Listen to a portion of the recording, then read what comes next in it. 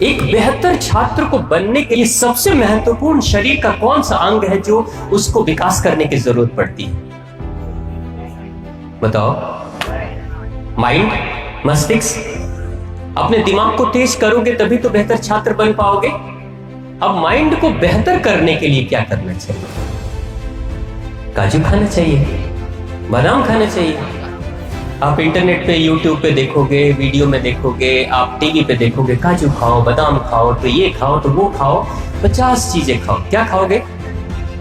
योगा करो। गुड, बहुत अच्छी बात, तालियां बजा दो योगा के लिए। और क्या करना चाहिए दिमाग को तेज करने के लिए? मान लो अगर हम कहते हैं काजू खाना चाहिए, तो बेचारे वो बच्चे जो बहुत अमीर घर के हैं, खूब काजू घर में है, चलो काजू खा लेंगे। बेचारे वो बच्चे जो नहीं, जिनके पास पैसे हैं, वो कहां से काजू खाएंगे? तो दिमाग को तेज करेंगे कैसे? आप अपना दिमाग तेज करना चाहते हो? कितने लोग चाहते हो दिमाग तेज करना? छोटे बच्चे भी चाहते हैं। देखो, बहुत बढ़िया, अच्छी बात। देखो, दिमाग तेज कैसे होगा? दिमाग तेज करने के लिए क्या करना? बस एक सिस्टम समझ लो। दिमाग की कुंजी, जैसे आपके घर में टीवी है ना, टीवी का रिमोट कंट्रोल कहीं और होता है और टीवी कहीं और चलती है। रिमोट कंट्रोल को छूकर आप टीवी के चैनल को बदल सकते हो। उसी तरीके से बिना दिमाग को छुए हुए दिमाग को तेज कर सकते हो। कैसे करना? आप विज्ञान में आपने पढ़ा है, चित्र देखा है दिमाग का, और आपने चित्र देखा है अपने पेट का। पेट कैसा दिखता है? पेट की आकृति देखी आपने? पेट में कैसा दिखाई देता है? ऐसा दिखता है, जिगजैग जिगजैग दिख रहा है ना। हमारी जो आंतें हैं, छोटी और बड़ी आंत, वो कितनी लंबी है? कितनी लंबी है? बड़ी आंत और छोटी आंत दोनों मिलाकर लगभग 7 से 7.5 मीटर की है। गुरुजी सही? 5 मीटर से लेके 5 मीटर तो छोटी आंत के आसपास होती है और 2.5 मीटर के आसपास लगभग बड़ी आंत हो जाती है। हमारी माएं जो घर में साड़ी पहनती है, वो कितनी लंबी होती है? 5 मीटर। 5 मीटर की साड़ी इतनी दूर में आ गई और ऊपर से 2.5 मीटर और 7.5 मीटर लंबी साड़ी, समझ लो पाइप लाइन आपके उस छोटे से मध्य प्रदेश के अंदर है। अब उसी में खाना जाएगा। खाना कैसे घूमेगा? लगेगा जैसे कि काठमांडू की पहाड़ियां हैं, टेढ़ी मेढ़ी। खाना घूमता है, जिगजैग जिगजैग, कितना घूमता होगा। उसी पाइप लाइन में कहीं कैल्शियम उस पाइप से खींचा जाता है भोजन से, कहीं मैग्नीशियम, कहीं पोटेशियम, कहीं सल्फर, कहीं आयरन होता है ना। दिमाग तेज करने के लिए क्या करना? याद रखो, कुछ चीजों को ध्यान दो जरा। आपके जीवन में जो घटनाएं घटती होंगी उसके ऊपर जरा याद करो। अब तो बड़े हो गए हो तो ज्यादा फर्क नहीं पड़ता होगा। याद करो, जब आप छोटे थे, जब आप थोड़े बच्चे थे, जब आप मिडिल स्कूल में पढ़ते थे, एग्जाम के वक्त क्या कभी आपका पेट खराब हुआ? एग्जाम के वक्त कभी पेट में दर्द हुआ? कभी हुआ किसी के? चिंता हुई? कभी जब डर लगा, कभी भय हुआ किसी भी बात से, तो क्या आपको खाने की इच्छा उस समय होती है? भूख लगती है? कभी क्रोध जगता है तो क्या आप खाना खाते हो? नहीं ना। जबकि क्रोध जगा या भय जगा, वो कहां पे? वो तो मस्तिष्क में ना। मस्तिष्क ने सोचा ना कि मैं डर रहा हूं, मस्तिष्क ने क्रोध किया ना। लेकिन भूख का संबंध तो आपके पेट से है ना, तो पेट ने क्यों नहीं खाना खाया? जब आपका मस्तिष्क अस्त व्यस्त रहता है तो ऑटोमेटिक पेट भी अस्त व्यस्त हो जाता है। छोटे बच्चों से जाकर पूछना, एग्जाम के पहले बहुत टेंशन, बहुत प्रेशर में बच्चे, खास तौर से मैट्रिक के एग्जाम में बच्चों के ऊपर माता पिता जब बहुत प्रेशर बना देते हैं, बेटा फर्स्ट डिवीजन से नीचे और डिस्टिंक्शन से नीचे मार्क्स लाया तो छोड़ूंगा नहीं। बेटे के ऊपर, बेटियों के ऊपर इतना टेंशन कि एग्जाम के एक दिन पहले ही पेट खराब हो जाता है। आप लोग के तो नहीं होते? नहीं होते, क्योंकि मजबूत हो आप लोग। गुरुजी लोगों का आशीर्वाद है, आप लोगों को शारीरिक श्रम करते हो इसलिए मजबूत हो। नहीं तो ज्यादातर दिल्ली और मेट्रो सिटीज के बच्चे तो बीमारी हो जाते हैं एग्जाम के समय पे, क्योंकि जिसके मस्तिष्क पे प्रेशर पड़ता है सबसे बुरा असर उसके पेट पे होता है, और जिसका पेट खराब होता है उसका मस्तिष्क भी खराब हो जाता है। आपने किसी दिन खा ली कुछ स्वादिष्ट स्वादिष्ट भोजन, कचौड़ियाँ, पकौड़ियाँ, छोले भटूरे, सिंघाड़े, समोसे, मुंह में पानी तो नहीं आ रहा है, चाउमीन वगैरह खाते हो, उसके बाद ये खाना खाने के बाद अगर आप पढ़ाई करने जाते हो तो क्या पढ़ाई में मन लगता है? क्यों नहीं लगा? पढ़ना तो है दिमाग से ना, खाना तो खाया पेट में, तो फिर क्यों नहीं मन लग रहा है? इसलिए क्योंकि वो जिगजैग जो बना है ना अंदर, वो ट्रैफिक जाम है। अब पेट की तरह कुछ और भी है क्या आपके शरीर में? बताओ, पेट जैसा दिखने वाला कुछ और है आपके शरीर में? मस्तिष्क, खुले हुए मस्तिष्क के तस्वीर को कभी देखा है? कैसा है? जिगजैग, टेढ़े मेढ़े, टेढ़े मेढ़े, वो भी वैसा ही है। ये टेढ़ा मेढ़ा सड़क अगर खराब होती है तो वो टेढ़ी मेढ़ी सड़कें भी खराब हो जाती है। जिसका पेट खराब उसका दिमाग खराब, और जिसका दिमाग खराब उसका पेट खराब। बस सिंपल। दिमाग तेज करने के लिए क्या करना? पेट को साफ करो ठीक से, कचड़ा मत भरो, नहीं तो सारा कचड़ा दिमाग में चला जाएगा। जितना पेट साफ होगा उतना ही दिमाग तेज होगा। अब पेट को साफ करने के लिए दिमाग को तेज करना है तो करना क्या होगा? कुछ करेंगे, एक छोटा सा प्रयोग करेंगे आप लोग, लेकिन नियमित करना होगा। और मैं आपको यह भी बता दूं उसके फायदे कितने हैं। कई बार होता क्या है, मैं क्यों करूंगा, फायदे पहले बताइए तब मैं सोचूंगा। एक छोटी सी बात बता दूं, क्योंकि पिछले 20-25 वर्षों का मेरा शोध है उसके ऊपर, और हिमालय के साधकों से लेके बड़े बड़े तपस्वियों के ऊपर भी मैंने उस प्रयोग को किया है, और काफी फायदा हुआ है लोगों को। फायदे मैं पहले ही बता देता हूं आपको। पेट में दर्द नहीं होगा, गैस की समस्या नहीं होगी, जोड़ों का दर्द, गठिए का दर्द नहीं होगा। किसी को डायबिटीज हो गई हो घर में तो कुछ दिनों में डायबिटीज की रीडिंग नीचे आने लगेगी, बीपी अच्छी होने लगेगी, आपके सर के बाल जल्दी सफेद नहीं होंगे, आपके चेहरे पे झाइयां झुर्रियां नहीं आएंगी, उम्र का असर जल्दी नहीं होगा, दिमाग तेज होगा, रात में नींद अच्छी आएगी। आपके घर के दादा दादी अगर रात में चैन से सो नहीं पाते होंगे तो उनको भी अच्छी नींद आने लगेगी अगर ये प्रयोग करेंगे। हमारी माताओं के पेट में कभी दर्द नहीं होगा, सीने में जलन, खट्टे डकार नहीं आएंगे, भूख बहुत अच्छी लगेगी, जो खाओगे वो सब पचेगा, और सबसे अच्छी बात, बच्चों का नाटक बंद हो जाएगा। मम्मी हम ये नहीं खाएंगे, रोज तुम वही रोटी सब्जी बना देती हो, रोज वही चावल दाल पका देती हो। होता है ना, ये बच्चे जो नाटक करते हैं कि हम ये नहीं खाएंगे, हम वो नहीं खाएंगे, और माताएं हाथ में प्लेट लेकर और पीछे पीछे दौड़ती है, बेटा खा लो खा लो खा लो। ऐसे नखरे आप लोग तो नहीं करते? ये नखरे अगर कोई बच्चे करते होंगे तो वो भी सुधर जाएंगे अगर ये प्रयोग करेंगे तो। इसके इतने फायदे, और दिमाग तो तेज होगा। और एक सबसे अच्छी बात आपको पता है क्या होगा? आप लोग एनसीसी के कैडेट्स हो, आपकी स्टेमिना बढ़ जाएगी। इस दुनिया में सबसे ज्यादा हाई स्टेमिना वाला कौन है बताओ? आदमी और जानवर सब मिलाकर बोलो, सबसे ज्यादा स्टेमिना किसमें है? घोड़ा। इसलिए हॉर्स पावर, जबकि उससे ज्यादा शक्तिशाली हाथी है, घोड़े से भी ज्यादा शक्तिशाली हाथी है, लेकिन एलिफेंट पावर तो कभी नहीं बोला ना, हमेशा हॉर्स पावर बोलते हैं। एक स्पोर्ट्स पर्सन को, एक खिलाड़ी को क्या चाहिए? हॉर्स पावर, एलिफेंट पावर नहीं। एलिफेंट पावर खाना है तो कोई बात नहीं, खाते रहो सोते रहो, खाते रहो सोते रहो, कुछ दिन में हाथी तो बन ही जाओगे, हो ही जाओगे, उसके लिए कुछ मेहनत करने की जरूरत नहीं। लेकिन आपको पता है घोड़े का गुण कैसा होता है? घोड़ा, कभी किसी घोड़े को आपने बैठे हुए देखा? बैठे हुए घोड़ा, गाय की तरह, भैंस की तरह? घोड़ा वही बैठता है जो बीमार है। लेकिन आर्मी वालों के घोड़े को कभी आप बैठे हुए नहीं देखोगे। या तो घोड़ा खड़ा रहेगा, नहीं तो गिरा हुआ रहेगा, बिल्कुल गिरा हुआ। अगर फंस गया, चोट लग गई, गिर गया तो गिरा हुआ है, और नहीं तो खड़ा है तो खड़ा है। बीच में बैठा हुआ स्थिति में कभी घोड़ा नहीं रहता है। सो लेता है उसी में। क्यों?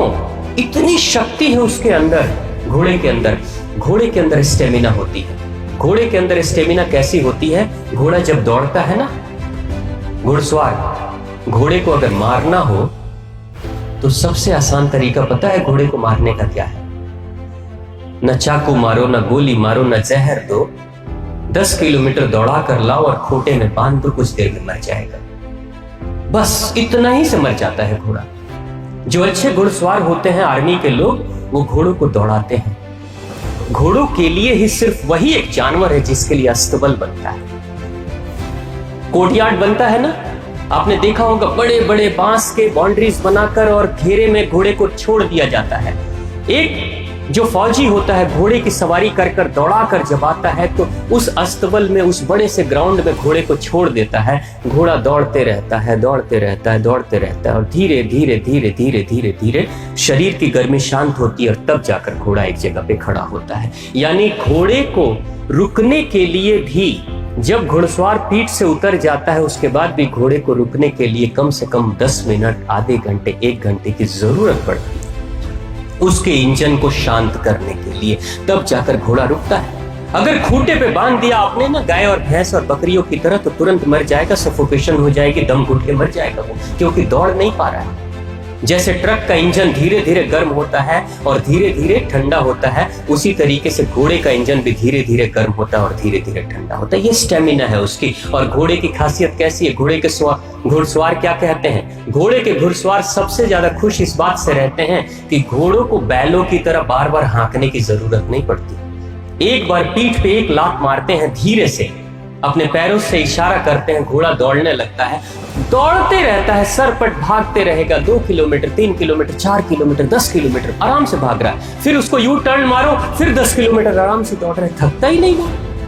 इसलिए इतना स्टेमिना है उसमें। स्टेमिना इसलिए इतना है क्योंकि हमारे जो लंग्स है ना, फेफड़े, ये मधुमक्खियों के जाले की तरह इसमें छोटे छोटे छिद्र होते हैं। उन्हीं छिद्र के अंदर ऑक्सीजन भरी रहती है, जिसका ये लंग्स जितना ही ब्लॉक रहता है उतना ही कम स्टेमिना उसकी होती है। और जितने ही छिद्र खुले रहते हैं इंसान के और जितनी ज्यादा ऑक्सीजन भरी होती है उतनी ज्यादा स्टेमिना उसकी बढ़ जाती है। योग प्राणायाम कराने में कराया क्या जाता है? सांसें तो लेना और छोड़ना। हर बार हर सांस जब कपालभाति करो, अनुलोम विलोम करो, कोई भी प्राणायाम करो, तो सांसें लोगे और छोड़ोगे तो उससे क्या होगा? अंदर के जो छिद्र ब्लॉक है कार्बन डाइऑक्साइड के कारण से, कार्बन डाइऑक्साइड हटेगी, ऑक्सीजन भरेगी और आपके अंदर की स्टेमिना बढ़ जाएगी। बस स्टेमिना बढ़ाने के लिए योग प्राणायाम करते हैं। लेकिन इस लंग्स का, अगर किसी को दमे की शिकायत है तो दमे की शिकायत सिर्फ फेफड़े के कारण से नहीं होती है। दमे की शिकायत बड़ी आंत के अंदर की गंदगी के कारण से, बड़ी आंत की गंदगी से जाम है अगर वो आंत, तो फेफड़ा जाम हो जाएगा, सांस लेने में दिक्कत होनी शुरू हो जाएगी। यानी अगर किसी को दमे की शिकायत हो रही है, इसका मतलब उस इंसान का पेट ठीक से साफ नहीं हो रहा है। बस सिंपल, और कोई कारण नहीं। उसका पेट ठीक साफ करने लगो, दमे की शिकायत खत्म हो जाएगी, फेफड़े की समस्याएं खत्म हो जाएगी। तो हम क्या करेंगे? अपने शरीर को स्वस्थ रखने के लिए, अपनी स्टेमिना को बढ़ाने के लिए, क्योंकि मैं कई ऐसे प्रोग्राम भारत के फौजियों के साथ भी मैंने किया है। भारत के जो ट्रेनिंग के फौजी होते हैं खास तौर से, उनके साथ में उस प्रयोग को किया और बड़े अद्भुत परिणाम मिले हैं। आप भी करेंगे, आपके जीवन में 1 महीने अगर सिर्फ आपने कर लिया, 1 महीने में आपके जीवन में अद्भुत परिवर्तन आ जाएगा। और सबसे बड़ा परिवर्तन क्या आएगा? कई लोगों को आपने देखा होगा, सुबह जब सोकर उठते हैं ना, तो शक्ल देखने से ऐसा लगता है कि 12 बज गया अभी। सुबह भी चेहरा लटका हुआ, दोपहर में तो लटकाएंगे, शाम को भी लटका हुआ। जीवन में कोई उत्साह नहीं, कोई खुशी नहीं। कई लोगों से पूछा जाता है, खुश क्यों नहीं रहते हो? क्या है जो देखकर खुश हो? सुबह भी रोना, शाम को भी रोना, दोपहर में भी रोना। आप अगर ये प्रयोग करोगे, आपके मन में बड़ी खुशी आएगी, अंदर से बड़ा उत्साह आएगा, हर कार्य को उत्साह से करोगे। तो वो बहुत छोटा सा प्रयोग है, आप सभी कर सकते हो। क्योंकि जो लोग, अब ये प्रयोग किनको करना है? जिनकी उम्र 15 वर्ष से ऊपर की हो गई है। आप सबकी 15 वर्ष से ऊपर वाली उम्र है ना? 15 वर्ष से जो छोटे बच्चे बैठे हुए हैं, बेटा आपकी 15 वर्ष तो नहीं हुई। 15 वर्ष से जो छोटे उम्र के लोग हैं वो उसकी मात्रा कम रखेंगे, 15 वर्ष से ऊपर वाले उसकी मात्रा ज्यादा रखेंगे। करना क्या, सुबह उठते ही शौचालय जाने से पहले पानी पीना है। अब सुबह कितने बजे उठना है? 8 बजे, 9 बजे, जल्दी तो नहीं बोल दिया, 10 बजे चलेगा, 4 बजे, ठीक है। कितने लोग 4 बजे उठते हैं? देखो उठने वाले बताना। हाँ चलो, कितने लोग 8 बजे के बाद उठते? 8 बजे के बाद, गुड, बहुत अच्छी बात। देखो क्यों सुबह बोला गया उठना, आपको पता है एक बात? आपके घर में तो अच्छा है, कोई सभी लोग स्वस्थ हैं।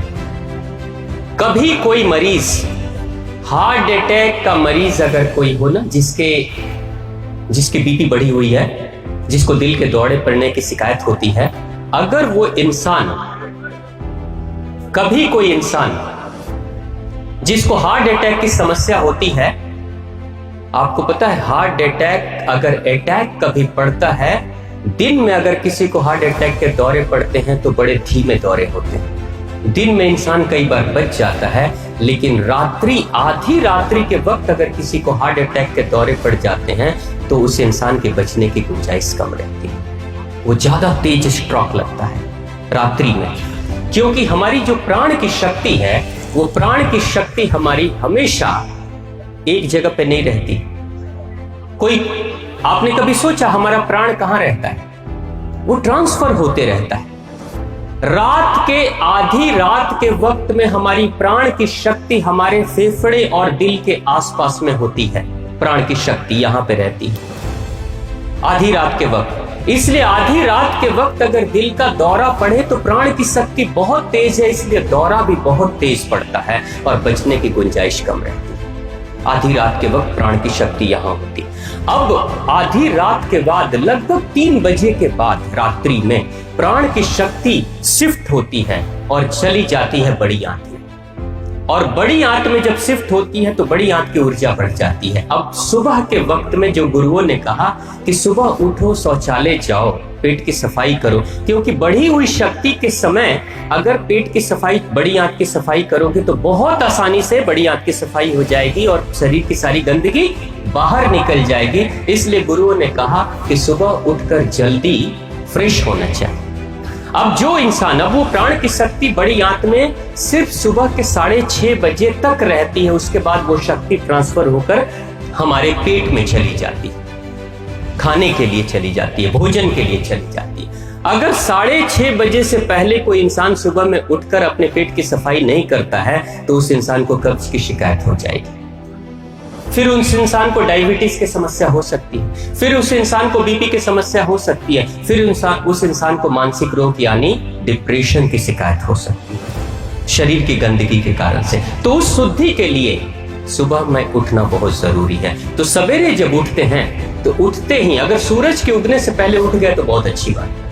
सूरज के उगने से पहले उठते हैं, 15 वर्ष से उम्र ज्यादा है, माताएं बैठी हैं, आप लोग के लिए भी है, बाबूजी लोग के लिए, सूरज के उगने से पहले अगर उठ जाते हो, जाड़े का दिन है, हल्का गर्म गुनगुना पानी कर लो और उसकी मात्रा कितनी होनी चाहिए? 1.25 लीटर। कितना? 1.25 लीटर कितना होता है पता है ना? 1250 ml, 1 लीटर और 250 ग्राम और 1 लीटर और 250 ग्राम और 1.25 लीटर पानी पीने की आदत आप डालो। लेकिन पहले दिन पियोगे तो जितनी तेजी से 1.25 लीटर अंदर जाएगा उतनी तेजी से 1.25 लीटर बाहर भी आ जाएगा। पहले दिन अगर ऐसा करोगे तो आपको क्या करना, धीरे धीरे मात्रा बढ़ानी, धीरे धीरे, हाँ, नहीं तो उल्टी हो जाएगी। धीरे धीरे बढ़ाओगे, 1 दिन 2 दिन 4 दिन, मात्रा बढ़ाते बढ़ाते 1 हफ्ते में 1.25 लीटर पे चले आओगे आराम से। अच्छा, बिना कुल्ला किए पीना है। और जब मुंह साफ है तो 1 लाख ग्रंथियां मस्तिष्क में काम करती हैं, क्या बनाती हैं? लार।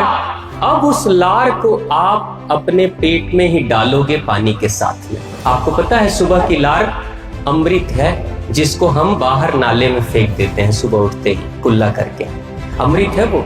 तो पता है क्या होगा? छोटे वाले कमरे की बड़ी तेज याद आएगी। छोटा वाला कमरा कौन सा? उस छोटे से कमरे की याद आएगी। और अगर कोई बैठा होगा तो कहोगा जल्दी निकलो भाई, नहीं तो गाड़ी छूटने वाली है, इज्जत जाने वाली है। और जैसे ही वो निकलेगा आप एकदम रॉकेट की स्पीड से अंदर जाओगे, थोड़ी देर बैठोगे ही ना, खड़े तो नहीं करना कुछ, पढ़े लिखे बच्चे हो, बैठोगे और बैठने के बाद जब बाहर निकलोगे ना तो पता है क्या बोलोगे? वाह मजा आ गया, बहुत दिनों के बाद मजा आया है। जिस दिन आपके पेट की प्रॉपर सफाई हो जाएगी ना, उस दिन पता है उसी दिन से दिमाग आपका बेहतर होने लगेगा। सिर्फ मजा, पेट साफ हुआ लेकिन मजा आया किसको? दिमाग कहता है ना वाह आनंद आ गया। आनंद की अनुभूति कहां होगी? यहां। लेकिन साफ क्या हुआ? ये तो ये जिगजैग इसका साफ हो गया तो इसका भी जिगजैग साफ। ये है अपने दिमाग को बेहतर करने का सबसे सुंदर मंत्र। मैं भी आपकी तरह जब मैं इन प्रयोगों को नहीं करता था तो मेरे साथ भी बड़ी समस्याएं होती थी। पता है क्या होता था? आप लोग वाद विवाद प्रतियोगिता करते हो ना? आप लोगों ने भाग लिया स्कूल में, गुरुजी ने कितना सुंदर प्रतियोगिता कराया। वाद विवाद प्रतियोगिता क्यों कराना? दिमाग के मस्तिष्क को, यादाश्त को बेहतर करने के लिए, आपके अंदर के आत्मविश्वास को बढ़ाने के लिए, आपके अंदर के कॉन्फिडेंस को बढ़ाने के लिए। मैंने भी बचपन में जब मैं चौथी क्लास में था तो पहली बार वाद विवाद प्रतियोगिता में मैं भी भाग ले लिया, और जो निबंध था वो तुलसीदास जी महाराज के ऊपर था।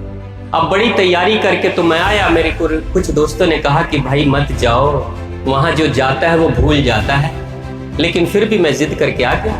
अब जब बोलने की बारी आई, सारे बच्चे मेरे मित्र सभी बैठे हुए थे साथ में, मैं खड़ा हो गया। अब तुलसीदास जी महाराज एक महान रामचरितमानस की रचना किया, तुलसीदास जी ने ये किया वो किया, तुलसीदास जी का जन्म, तुलसीदास जी, गुरुजी बगल में बैठे हैं, बोलो बेटा बोलो बोलो, तुलसीदास जी। और जो मेरे दोस्त थे वो कोई मेरी बात को पहले नहीं सुन रहा था, और जब मैं अटक गया ना, ऊपर छत देखने लगा, तब देख देख देख देख भूल गया, देख भूल गया, है ना। तुलसीदास जी, मेरा जो दोस्त है वो कह रहा बोलो बोलो, बोला था ना नहीं जाओ वहां पे, भूल गया ना। और फिर मैं आकर बैठा, उसके बाद से मैं सोचा कि आखिर मैं भूला क्यों, जबकि याद करके गया था। आगे की बातें क्यों भूल गया? इंफॉर्मेशन जो होती है ना, सूचना, वो यहां मस्तिष्क में रहती है, और सूचना छोटे छोटे टुकड़ों में रहती है। सूचना जैसे नदी को देखा आपने, नदियों में छोटी छोटी नावें बहती हैं, छोटी छोटी नाव। एक सूचना अगर आती है दूसरे नाव के पास, मान लो एक सूचना वाली नाव बह रही है पानी में, दूसरी सूचना वाली नाव बह रही है पानी में, तीसरी सूचना वाली नाव बह रही है पानी में। जो इंसान पानी पीना शुरू करेगा, आपको पता है आपके ब्रेन में पानी की मात्रा कितनी है? लगभग 80% से ज्यादा पानी ही होता है ब्रेन के अंदर, और पानी के माध्यम से, उस फ्लूइड और लिक्विड के माध्यम से हमारे अंदर की सूचनाएं तैरते हुए आती हैं और हमारे आगे के तरफ में यहां आती है, तब हमें बातें याद आती। कई बार आपने देखा होगा, अपने पुराने मित्र को याद कर रहे हो और नाम भूल रहे हो, उसका नाम तो मुझे याद है लेकिन अभी याद नहीं आ रहा है, ऐसा होता है ना। और अचानक क्लिक किया, अरे हाँ उसका नाम रमेश है, उसका नाम सुरेश है, उसका नाम ये है, होता है। ये जो फ्लो ऑफ इंफॉर्मेशन है, सूचनाएं हैं चारों तरफ से, ये हम सबके दिमाग में बिखरी बिखरी सी हुई है, लेकिन जब इंसान पानी पीने की आदत डाल लेता है, ये इस प्रयोग शुरू कर देता है, तब क्या होगा? उस पानी के माध्यम से, अब एक बात सोचो, नदी अगर सूख जाए तो क्या नाव तैर पाएंगी? नहीं ना। उसी तरीके से दिमाग जिसका सूख गया है, उसके जीवन में भी फ्लो ऑफ इंफॉर्मेशन, सूचनाओं के आने का जो प्रवाह है वो स्लो हो जाता है, इसलिए वो इंसान सब कुछ पढ़ते हुए भी भूल जाता है। तो अपने ब्रेन को, अपने मस्तिष्क को बेहतर करने के लिए भी ये प्रयोग करना शुरू कर दो। कल से शुरू करेंगे सब लोग? कितने लोग करेंगे? पक्का? माताएं नहीं करेंगी, आप लोग भी करेंगी? जरूर करिएगा, बहुत अच्छा परिणाम मिलता है, और 1 महीने सिर्फ आप कर लोगे तो जीवन में अद्भुत परिणाम मिलेगा। और यही भगवान श्री राम को भी उनके गुरु ने सिखाया था। सिर्फ किताबों की शिक्षा मत ग्रहण करो, किताबों के साथ अपने शरीर को भी बेहतर बनाने की कोशिश करो, क्योंकि अच्छा छात्र वही होता है जिसका शरीर स्वस्थ और तंदुरुस्त होता है। और अच्छा छात्र वही होता है जिसका मन बेहतर होता है और जिसकी याददाश्त अच्छी होती है, निश्चित तौर से वो जीवन में बेहतर कार्य कर पाए।